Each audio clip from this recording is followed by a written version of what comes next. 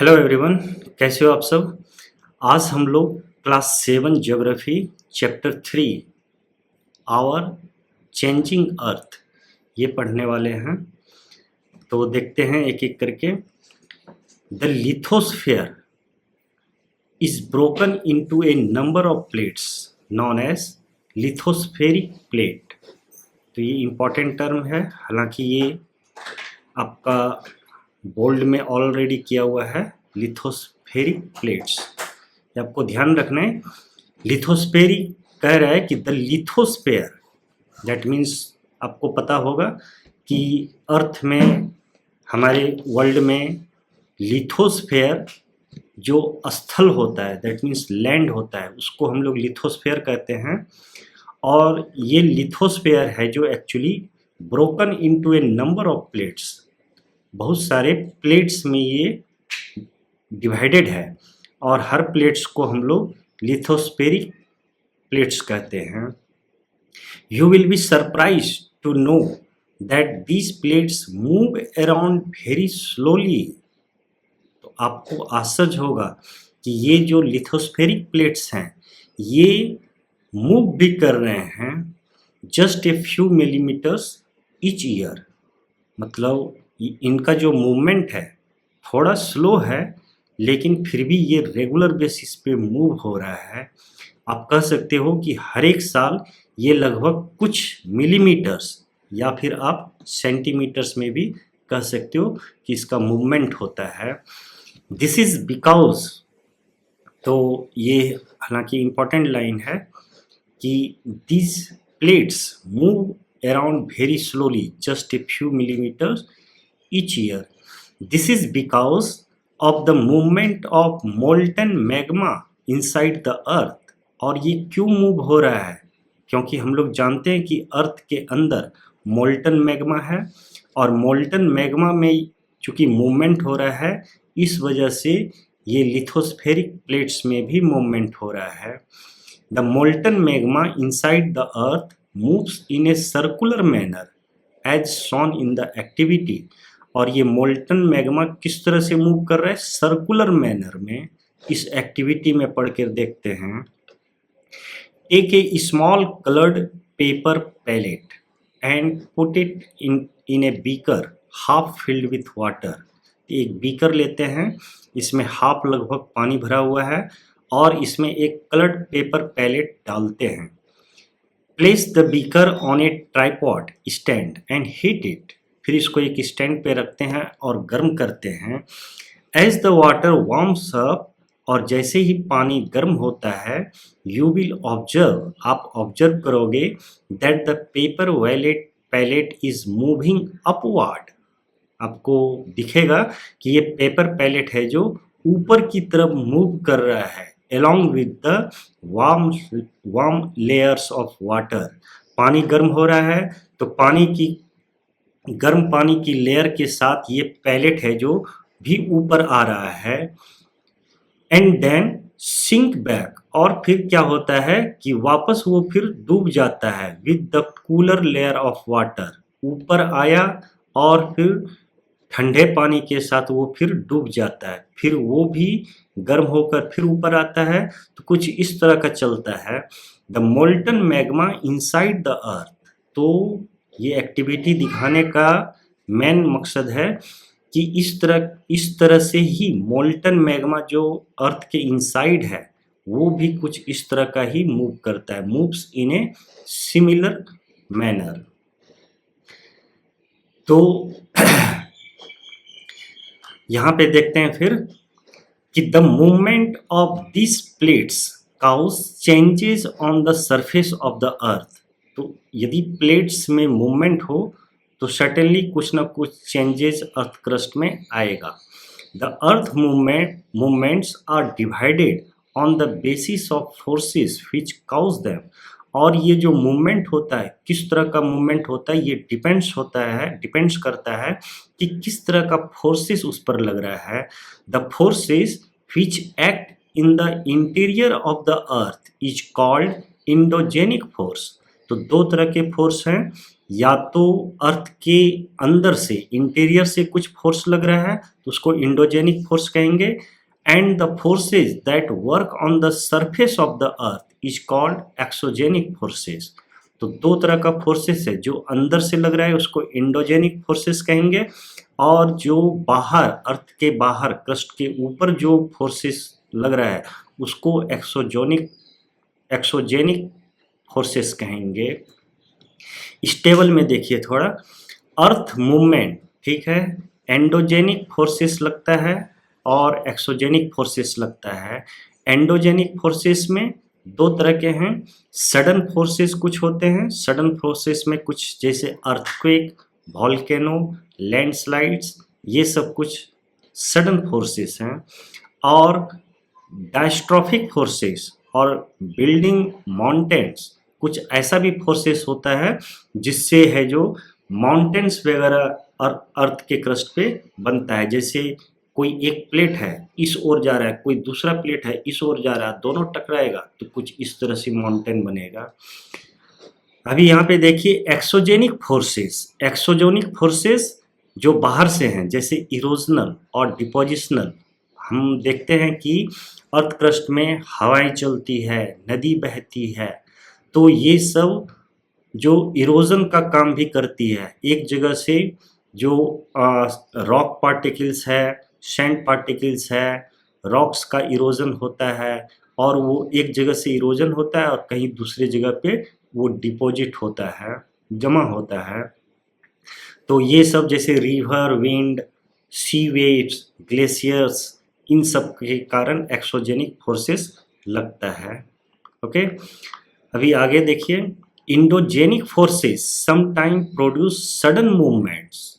तो इंडोजेनिक में यहाँ पे जैसे बताया था टेबल्स में कि कुछ फोर्सेस सडन होते हैं, अचानक होते हैं। At the other times produce slow movements. Sudden movements like earthquakes and volcanoes cause mass destruction over the surface of the earth।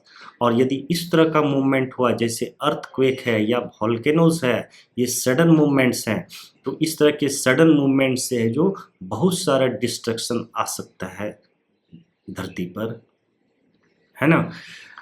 आगे देखते हैं, a volcano is a vent, vent means opening. ये इसमें देखिए आप, इस तरह के ओपनिंग्स होता है। तो a volcano is a vent opening in the earth crust through which molten materials erupt suddenly. तो वॉल्केनो क्या होता है कि एक छेद जैसा है, खुला जैसा, जहाँ पे अर्थ क्रस्ट में, जिससे है जो मोल्टन मैग्मा बहुत ही तेजी से बाहर आता है, उसे वॉल्केनो बोलते हैं। इस डायग्राम में देखिए, ये गैसेस और ऐश बाहर आ रहा है, इस ओपनिंग को क्रेटर बोलते हैं, और इसे ही ये वेंट के थ्रू है।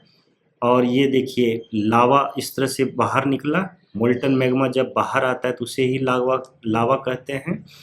ये क्रस्ट है, अंदर में मेंटल है और उसके नीचे कोर होता है। तो वहीं से ये मोल्टन मैग्मा जो कमज़ोर एरिया होता है जहाँ पे अर्थ क्रस्ट, तो वहाँ पे इस तरह से उसको वेंट मिल जाता है और उसके थ्रू, क्रेटर के थ्रू, भाया क्रेटर, वो फिर सारा बाहर निकलने की कोशिश करने लगता है। तो यही वॉल्केनो है। Similarly when the lithospheric plate move, और जब लिथोस्फेरिक प्लेट्स मूव होता है, the surface of earth vibrates. तो जब प्लेट्स मूव होगा तो अर्थ का सरफेस है जो वाइब्रेट अचानक करने लगेगा, और इसे ही अर्थक्वेक कहते हैं। The vibration can travel all round the earth, और ये वाइब्रेशन है जो हर जगह पे महसूस किया जा सकता है। These vibration are called earthquakes, इसे ही अर्थक्वेक कहते हैं, भूकंप, है ना। The place in the crust where the movement start is called the focus. अब यहाँ पे देखिए आप कि जो जिस जगह से स्टार्ट हुआ उसको फोकस कहेंगे। This is where the earthquake occur, it is origin of the seismic energy. तो अर्थक्वेक से रिलेटेड जो एनर्जी होता है उसको सिस्मिक एनर्जी कहते हैं। फोकस, मैं इसको अंडरलाइन कर रहा, मार्क कर रहा हूँ। आप भी इसी तरह से मार्क कर सकते हैं अपने बुक में। सिस्मिक एनर्जी,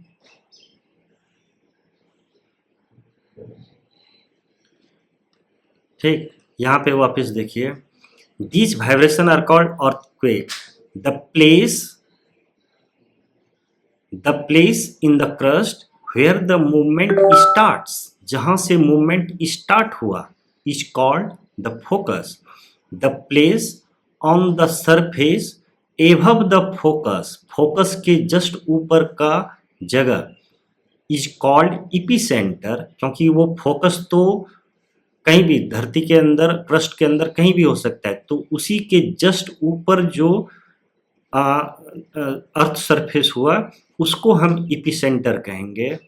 ओके, तो ये हुआ फोकस और ये है इपीसेंटर।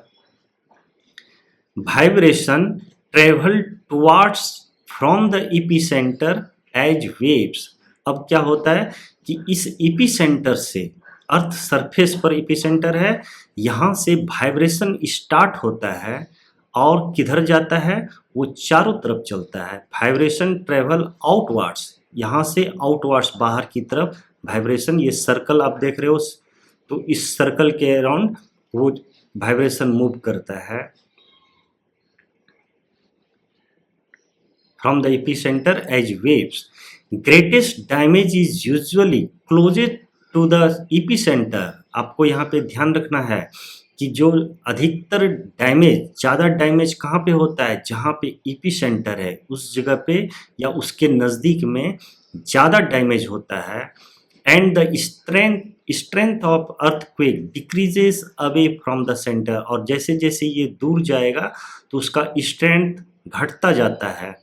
मान लीजिए कहीं पे भूकंप आया तो जो उसका एपिसेंटर होगा वहाँ पे थोड़ा ज़्यादा बिल्डिंग्स गिर जाएगा, ज़्यादा लॉस हो जाएगा, थोड़ा दूरी पे थोड़ा कम डैमेज होगा, और ज़्यादा दूरी पे जाएंगे हो सकता है वहाँ पे भूकंप के झटके महसूस भी ना हो, ऐसा भी हो सकता है ना। तो आपको सिर्फ यहाँ पे ये याद रखना है कि ग्रेटेस्ट डैमेज जो होता है वो एपिसेंटर के क्लोज पे होता है। ठीक, ये है प्लेट बाउंड्री, एपिसेंटर आप देखो, और फिर seismic waves radiate out in all direction, चारों तरफ ये वेव्स चलता है। अब इधर देखते हैं बॉक्स में क्या बता रहा है। टेक ए कंटेनर, एक कंटेनर लीजिए, फिल इट विथ वाटर, पानी भरिए, and close it with a lid, ढक्कन से उसको ढक दीजिए। Put the water to boil, और उसको बॉयल करना है। Now put some piece, spoon and beats on the top on the lid. अब आपको क्या करना है, कुछ मटर के दाने, स्पून, बीट्स, ये सब आपको ढक्कन के ऊपर रखने हैं। व्हाट डू यू नोटिस, क्या आप नोटिस करते हो, as the water boils the lid begins to shake, और जैसे ही वाटर बॉयल होता है ये जो ढक्कन है आपका वो हिलने लगता है। The things which you have put on the lead, और जो आपने ढक्कन के ऊपर में जो चीज़ें आपने पीस, स्पून, बीट्स ये सब रखा था, ऑल्सो वाइब्रेट, वो भी वाइब्रेट होने लगता है। The beads roll down, beads जो गोल गोल था वो तो रोल डाउन, लुढ़क जाता है। And the spoon vibrates to make a sound, spoon है जो वाइब्रेट करके साउंड उससे आने लगा। इन द सेम मैनर, इसी तरीके से, the earth vibrates when an earthquake occur, और इसी तरीके से अर्थ का सरफेस भी वाइब्रेट करता है जब अर्थक्वेक आता है। ठीक, डू यू नो, क्या आप जानते हो। तो यहाँ पे देखते हैं क्या है, there are 3 types of earthquake, earthquake का 3 टाइप्स है। ओके, कौन कौन सा देखते हैं भाई। पी वेव्स, तो पहला है पी वेव्स, और या फिर इसको लॉन्गिट्यूडनल वेव्स भी कहते हैं। दूसरा है एस वेव्स और ट्रांसवर्स वेव्स। तीसरा एल वेव्स और surface waves. Okay, try to find out the properties of this waves from an encyclopedia. ठीक है, अभी यहाँ पे भी कुछ ऊपर में रह गया, ये देखिए वर्ड ओरिजिन। हमने देखा, हमने पढ़ा अभी जस्ट कि 2 तरह के फोर्सेस हैं, इंडोजेनिक और एक्सोजेनिक। तो ये वर्ड कहाँ से कैसे जनरेट होता है? तो यहाँ पे देखिए, Indo means inside, okay, Indo means inside, और एक्सो मीन्स आउटसाइड, और जेनिक मीन्स ऑरिजिन। तो ये दोनों का कम्बिनेशन एंडोजेनिक ये बन गया, और एक्सोजेनिक बन गया। अब यहाँ पे आइए, although earthquakes can not be predicted, हालांकि हम अर्थक्वेक्स को प्रेडिक्ट नहीं कर सकते हैं, एडवांस में हम नहीं बता सकते हैं कि अर्थक्वेक आने वाला है। The impact can certainly be minimise, लेकिन यदि आ जाए तो उसका जो भी इम्पैक्ट होगा, जो भी लॉसेस होने की संभावना है, उसको हम मिनिमाइज जरूर कर सकते हैं। इफ यदि we are prepared beforehand, यदि हम पहले से तैयार हैं तो, नहीं तो नहीं कर पाएंगे। तो कुछ सावधानियां यहाँ पे बताया जाएगा, आप उनको ध्यान रखेंगे। Some common earthquake prediction methods adopted locally by people include studying animal behaviour. तो हालांकि कुछ मान्यताएं हैं कि हम लोग प्रेडिक्ट कर पाएंगे अर्थक्वेक आने वाला है, हालांकि यहाँ पे मेंशन ऑलरेडी कर दिया गया है कि earthquakes can not be predicted, earthquakes को प्रेडिक्ट नहीं कर सकते हैं। लेकिन कुछ कॉमन मेथड्स भी चल रहा है, adopted locally people including studying animal behaviour, कुछ जानवरों का बिहेवियर देखकर या फिर ऑब्जर्व करके कुछ लोग प्रेडिक्ट कर देते हैं कि हाँ अर्थक्वेक आने वाला है। जैसे एग्जांपल में देखिए कि fish in the ponds get agitated, ठीक है, पॉन्ड्स में तालाब में मछलियों का बिहेवियर थोड़ा अजीब हो जाता है। Snakes come to the surface, बहुत सारे सांप बाहर निकलने लगते हैं।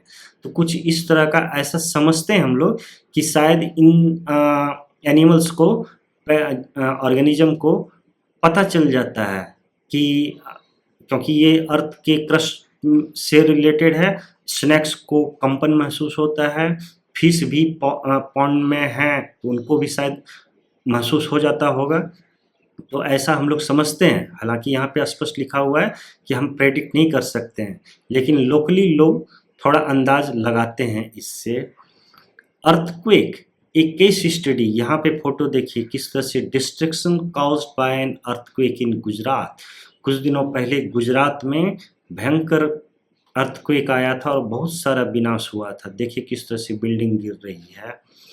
अर्थक्वेक एक केस स्टडी, अर्थक्वेक हिट्स भुज यही गुजरात में है। A massive earthquakes measuring 6.9 on Richter scale. तो आप ये भी ध्यान रखो कि भूकंप आया तो किस लेवल का भूकंप आया, हाई लेवल का, कम लेवल का, कैसा। तो इस चीज को हम लोग किस में नापते हैं, रिश्टर स्केल में। इसको आप हाईलाइट करो इसमें, ओके। और ये गुजरात में जो भूकंप आया था वो था 6.9 मेजरिंग, मतलब इस स्केल पे वो बता रहा था 6.9 लेवल का आया है भुज में, टाउन में। ये 26 जनवरी 2001 में आया था और इसका रिएक्टर स्केल पे 6.9 था। Fire in the city, hundreds of fires started as charcoal cookers overturned, ठीक है। School worst affected, at least 971 students and 31 teachers are feared to have lost their lives following the collapse of school buildings. School की buildings गिर गई, इतने लोग शायद मर गए। भुज relief effort belated. 3 days after the quake, concern rose about the food blanks and medical supplies and reaching everyone. Destruction of Bhuj, कहने का मतलब बहुत सारा यहाँ पे हुआ था प्रॉब्लम, डैमेजेस हुआ था। Activity, read the earthquake, A case study given in the form of headlines that appeared in the newspaper. तो ये सब आपको यदि न्यूज़पेपर में दिखे तो आपको जरूर स्टडी करनी चाहिए। यहाँ पे देखिए, do you know an earthquake is measured with the machine called a seismograph. तो अर्थक्वेक को किस में नापते हैं? मशीन जिसका नाम है सिस्मोग्राफ, है ना। इसको अंडरलाइन कीजिए। The magnitude of earthquake is measured on the Richter scale. ठीक है, हालांकि ये हमने हाईलाइट कर दिया है, फिर से दोबारा कीजिए। ओके, एन अर्थक्वेक ऑफ 2.0 और लेस, यदि रिएक्टर स्केल पे इसका मेजर 2.0 या उससे कम है, can be felt only a little, तो उसको महसूस बहुत ही कम या फिर नहीं भी किया जा सकता है।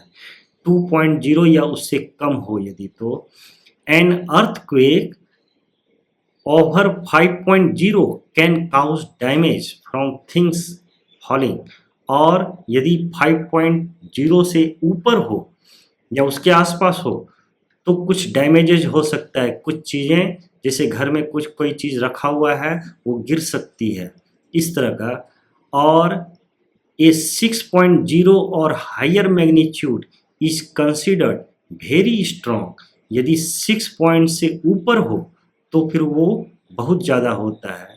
और 7.0 is classified as major earthquake, और यदि 7.0 है तब तो वो एक मेजर अर्थक्वेक है। तो यहाँ पे देखो भुज में कितना आया था, ये 6.9, दैट मीन्स ऑलमोस्ट 7 के बराबर था, इसलिए मेजर डिस्ट्रक्शन हुआ था। ओके, अब यहाँ पे देखिए अर्थक्वेक प्रिपरेशन, यदि अर्थक्वेक आ जाए, क्योंकि हम प्रेडिक्ट तो नहीं कर सकते, जैसे बारिश होने वाली है, ये तो आप जान जाते हो मोबाइल से, आप देख लेते हो, क्योंकि इसको प्रेडिक्ट किया जा सकता है, साइंटिस्ट लगे हुए हैं वो प्रेडिक्ट करके एडवांस में बता देते हैं। लेकिन अर्थक्वेक को प्रेडिक्ट नहीं कर सकते, तो हम क्या क्या सावधानी रखेंगे जिससे यदि कभी अर्थक्वेक आया तो हम क्विक क्या कर सकते हैं अपनी सुरक्षा के लिए। तो देखिए यहाँ पे क्या मेंशन किया हुआ है, where to take shelter during an earthquake. Earthquake यदि आए तो हम कहाँ पे छिप सकते हैं, बच सकते हैं। सेफ स्पॉट, क्या क्या सेफ स्पॉट है?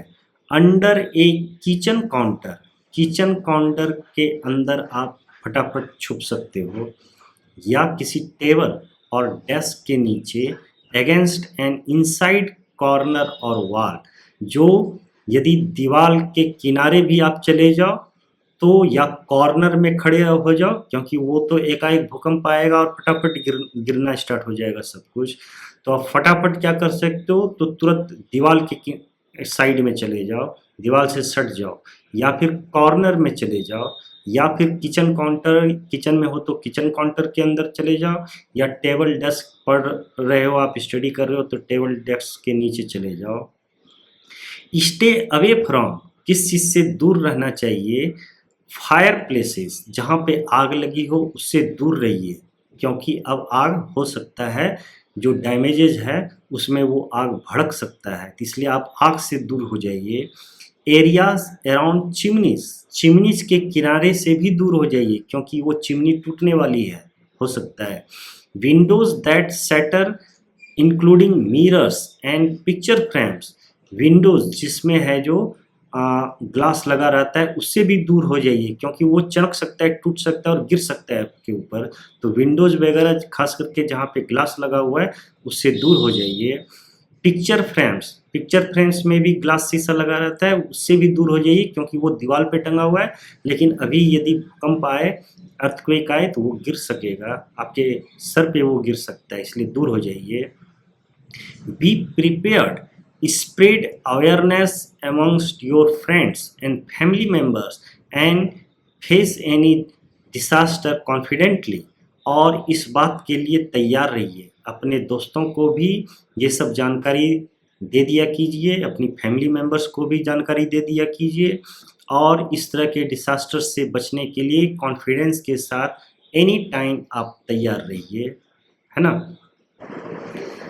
तो ठीक है बच्चों, आज के क्लास में इतना ही, और यदि आपको ये हमारा क्लास पसंद आया तो लाइक कीजिए, कमेंट भी, यदि कुछ क्वेरी है तो कमेंट भी कीजिए, और आपने अभी तक सब्सक्राइब नहीं किया है तो चैनल को ज़रूर सब्सक्राइब कर लें।